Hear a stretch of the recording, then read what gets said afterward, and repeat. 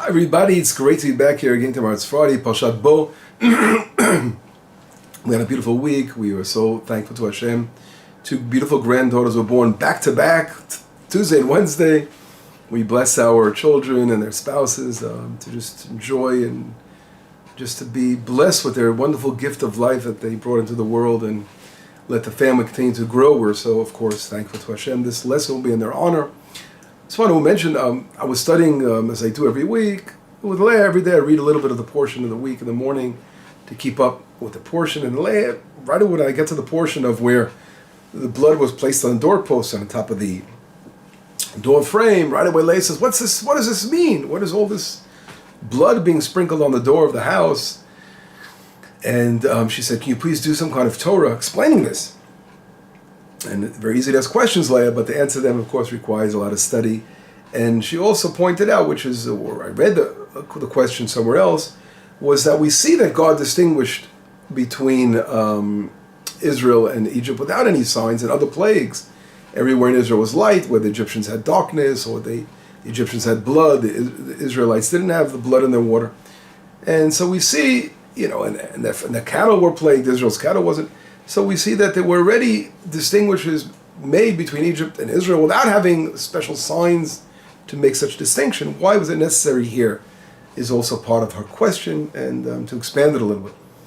And so I'd like to quickly touch upon this now. It's a huge topic, as usual. And Torah is huge and it requires a lot of research. I'm just beginning to touch on this area. You can study your whole life. You're always finding new insights into things, and I'd like just to give a little flavor and a taste of this perhaps. And if we look in chapter 12, where before we actually get to the lore of the Paschal sacrifice, it's introduced first by God speaking to Moshe and Aaron and saying that this new month, this month, the month of Nisan, is the first of the Hebrew months of the calendar. It's month number 1. Unlike the month of Tishrei, where we have our new year for the years, we celebrate the 7th month. But this is the first month, and the first month of leaving Egypt is a new year of its own. And that was really set into place before we actually were commanded to bring this sacrifice. And then as we follow, we see in verse number 2, speak to Israel and tell them on the 10th of the month, 4 days before, they have to prepare the Paschal lamb. And it goes on to talk about some laws regarding that. I want to focus on verse 7, where it says, "You will take of the blood and you will place it on the 2 doorposts, and you put on top of the mashkof." Mashkof refers to the top of the door where you eat your Paschal lambs. It goes on to say, God will pass over the homes. He will strike all the firstborn in Egypt, in verse number 12. And it says, "Vayad dam lechem lot," it will be a sign on your doorposts. When God will see the blood, He will pass over. So those are that's the holiday of Passover, obviously. That's the way the Torah relates to this commandment. And then it goes on to quickly in the continuation of chapter 12, where Moshe Rabbeinu relates this law over to Israel. He makes some changes a little bit. And if we look in verse 22, for example, in Exodus 12, it says, "Moshe Rabbeinu adds, u'lekachtem agudat ezov." You will take what is an ezov? An ezov is a bush called oregano, according to most commentaries. And it grows here freely in Israel. We all recognize that it grows wild in Israel. And it says you will place it within the blood, within the saf, within the vessel, and you will touch the doorpost. Now here Moshe Rabbeinu uses a different word. It doesn't say you will place the blood on the doorpost, but he used the word v'higatem. Higatem in Hebrew means literally to touch or to approach. You approach the doorpost with it. It's a different word, and why does Moshe Rabbeinu change the word? Not only that, he also reverses the order. He says first you will touch the top of the doorpost, and then he says you'll put it on the sides of the doorpost. Why does Moshe Rabbeinu reverse the order? That's that question that we have to ask. So now, of course, we can say to ourselves, obviously the Torah is an expression in Jewish law that the Torah is rich in certain places and poor in other places. What does that mean? That the Torah sometimes will be very, very concise in one area and then elaborate and expand it later on. And we, of course, learn all kinds of laws from that elaboration. And that's one explanation. Of course, the Moshe Rabbeinu, who was the number 1 prophet of all time, obviously when he went ahead and told Israel in a little different form, he didn't do it on his own accord. It was all in coordination with the creator of the universe when he was doing it. But nevertheless, we have to understand what do those differences mean, and what did he mean by that. Now, before I get to that answer, I want to quickly bring some of the words of the Sfat Emet. The Sfat Emet is one of the Hasidic masters who wrote a book called Sfat Emet, literally meaning the true tongue, and he writes a very, very fascinating explanation where again, what's beautiful about the Sfat Emet, he writes a very shorthand, a couple of small concepts which really open up doors and open up worlds when you look at his explanations. And he explains like this. He says, Binyan mitzvat korban pesach, I'll try to summarize it in my words, but he's saying that the whole inyan, the whole thing of the sacrificing the Paschal lamb, he said that first had to have the new moon mentioned was because Israel is basically, we are commanded to sanctify time. Israel has that ability.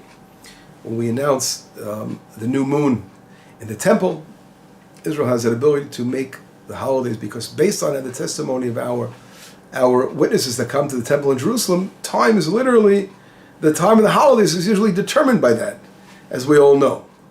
And this was a prerequisite for the Paschal sacrifice. This was a prerequisite. He also goes on to say was that there are two commandments, Passover and Millah, circumcision.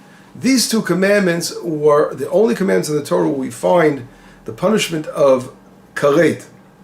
Right? Karet means when someone is cut off. That punishment, which is punishment by God directly, is usually mentioned in relation with other with negative laws. You shall not do so and so. Here, you shall do circumcision. You shall bring the Paschal lamb. Here, if we do not do it, we will be punished being cut off, it says. Now, it shows a very, very, very unique, special mitzvot. And he goes on to say that these are the first commandments that Israel was commanded to do. Before all the commandments in the Torah was the circumcision, and it was to bring the Paschal sacrifice. And what does that really mean? And he's saying, if we all know, circumcision is a commandment that cleanses us from our foreskin. So it's cleansing. We are cleansing our physical bodies by removing the foreskin. And that's something we do on ourselves as a sign of our purifying ourselves. And we are therefore, through that cleansing process, making ourselves a vessel for the divine. The other cleansing process, we all know, cleansing our souls. And which of course is all part of the same thing. Right? So we're offering the Passover sacrifice. We are, of course, as we are being freed from the bondage. There's also bondage of slavery, physical slavery, and also slavery of being within the boundaries of this world.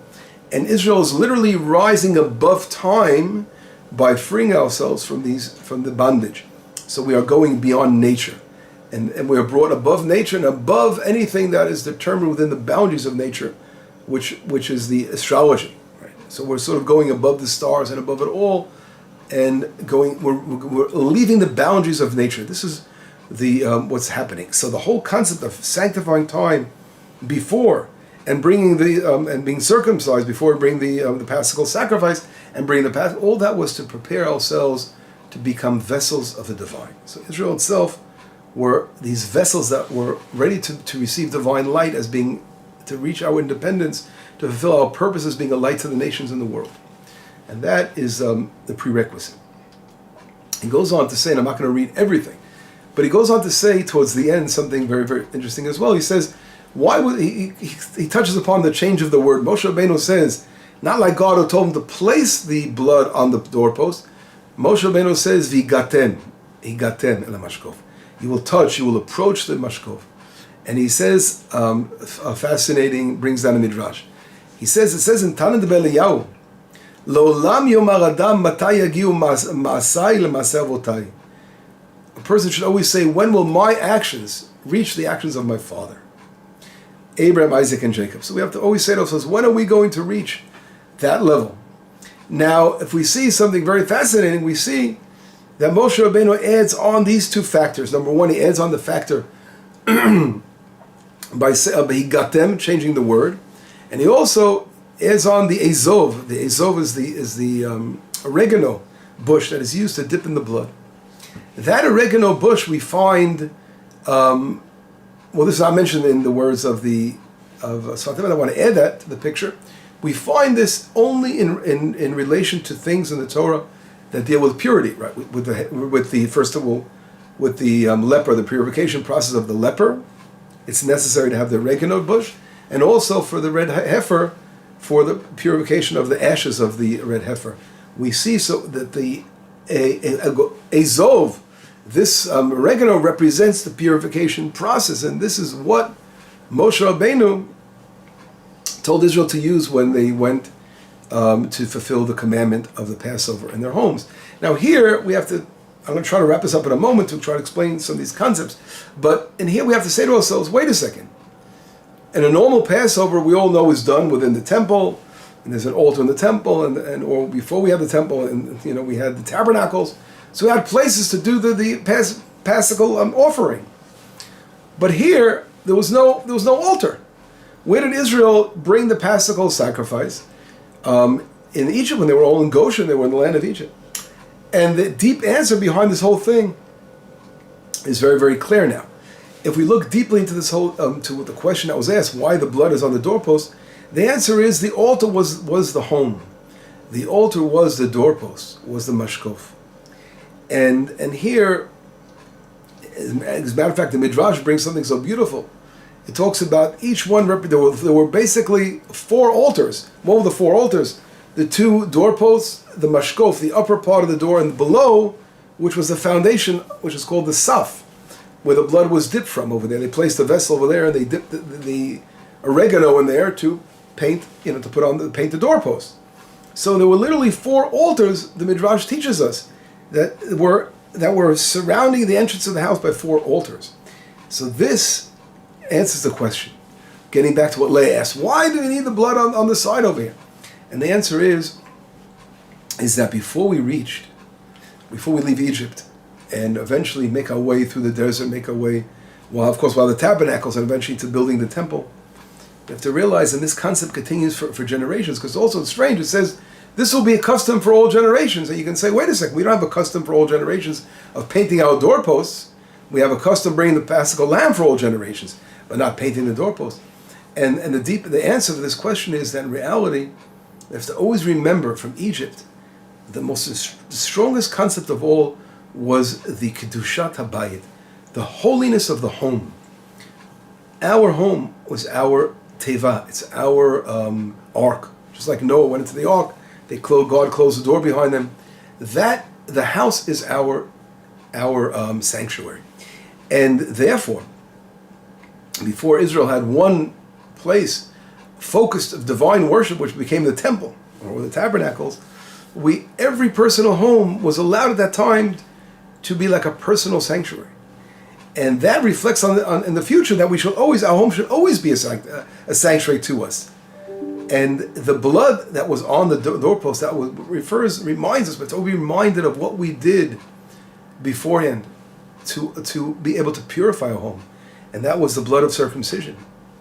Right. So the blood of circumcision was mixed together.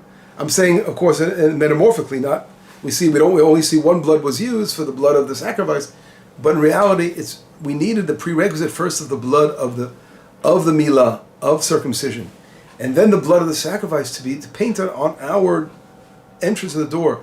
In other words, it was these mitzvot, these commandments, that in reality, it wasn't like God needed this as a sign, but God wanted us to have to first choose to fulfill these 2 powerful commandments of Torah, of being circumcised, and also offering the Paschal lamb, which reunites. It's all about families. If we read about it, every family must have one of these Paschal sacrifices to unite the family together, and everyone has to partake in eating part of that.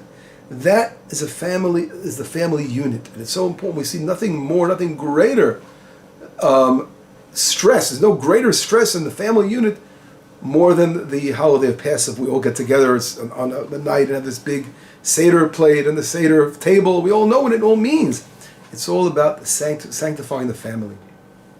And therefore, our home is our altar, and the sprinkling on the entrance is to allow our home to be purified, because all the on the outside of that door was the tomb of the uncleanliness of Egypt, And the Zohar Kadosh, our great sages and our Kabbalists, talk about how literally it was a purification process of all the uncleanliness of Egypt to be thrown out of our homes. We are cleaning our homes. We are now inviting only holiness into our homes. When that process is done, that is what symbolizes the blood on the doorposts of a home, and on the top is that we are now turning the evil idol worship, the blood of idol worship of Egypt, the blood of the murdered, all those murdered Jews that were thrown into the Nile River, the babies, and all that, the terrible atrocities that the Egyptians did to Israel by putting through slavery and the murder and the killing, and the blood of their idol worship. We turn that blood now that turned around, and that we are going to fulfill the commandments of Hashem through the Torah, and only when Hashem allows us, of course, the exact strict laws, the way Hashem allows us, that we call holiness. When people turn away and make up their own rituals and make up their own way of worshiping God, that is uncleanliness. That we leave outside our homes. So what symbolizes the circumcision, holiness of our home, and Passover, which literally was, what was Passover? It was destroying the Egyptian idols. Egypt worshipped these idols. These Paschal lambs were worshipped by the Egyptians. Israel is saying that that Paschal lamb that you worship will be now offered, because it is only Hashem levado. There's no one but only God in the world. And therefore, these became the symbols of our purification process of our home. Later on, we see it's fascinating that in the temple itself, we know that the Mishnah teaches us in Psachim, the tractate regarding the laws of Passover, that in the temple there was divided into 3 katot, 3 groups that were offering when they came to bring in Jerusalem the sacrifices. It was divided into 3 groups, and when the temple filled up, the doors would close. And the Gemara talks about it was actually, one opinion, it would be closed miraculously. The doors would just close miraculously, not allowing overcrowding. But the doors, the Mishnah talks about literally those doors will be locked, reminding us of that same door, the same door of the homes of Passover that had to be closed. To leave out, we leave outside at this point, leaving out all foreign influences that are very dangerous for Israel. Israel has to close the door sometimes, and to sanctify our homes through educating our children, through teaching the ways of God and light, and for allowing us to open the doors and being able to rectify and purify the entire world. So this is one touch, a little glance upon what this all means. And that's why Moshe Rabbeinu changed the word and said, we will use agudah, because regarding when Moshe Rabbeinu came along and expanded the law to Israel, Moshe Rabbeinu said, we will purify ourselves. We will fulfill what Hashem is telling us, relating it to just like the red heifer, just like when we purify ourselves from the mitzorah, from the leper. We take upon this beautiful bush called the oregano bush, which reflects modesty. It comes from us being modest, as we all know. And Moshe Rabbeinu wanted to stress that for Israel. We will follow Hashem. We will be modest, and we will rectify and cleanse ourselves. So Moshe Rabbeinu actually made a change here. And the fact that he said the words of the Sfat Emet mentioning when our actions will reach the actions of our forefathers, our home, we all know what makes a home pure, what purifies a home, besides our acting with holiness, is reflecting upon our forefathers, not forgetting where our merit comes from, who our parents were, who our great-grandparents were, Abraham, Isaac, and Jacob. Our homes are built, they are the pillars that are holding our home together. And therefore, they're the altars of the entrance of our door. Later on, the doors of our home become the posts where we place the mitzvah of the mezuzah, of we put our mezuzah, protecting our home, which we all familiar with that law. Later on, we would read about in the book of Deuteronomy. And what becomes later on the other side of the post? We all know the Chanukah candles. The Chanukah candles is the light which our houses will shine from our homes outside. And that was also placed by the doorpost, according to our custom, to place the Chanukah candles on the left side, as the mezuzahs on the right side, and that we are surrounded by mitzvot as we enter. This, of course, Moshe Rabbeinu was hinting to and reflecting to, as he uses the word v'higatem. We remember our forefathers, remember what they are. We will continue in their light to shine to the entire world as we build the holiness of our home, our personal ark, and again reaching out to the world. We always have those two functions of Israel. Shabbat Shalom, Besorot Tovot, Yeshavot V'Nechamot.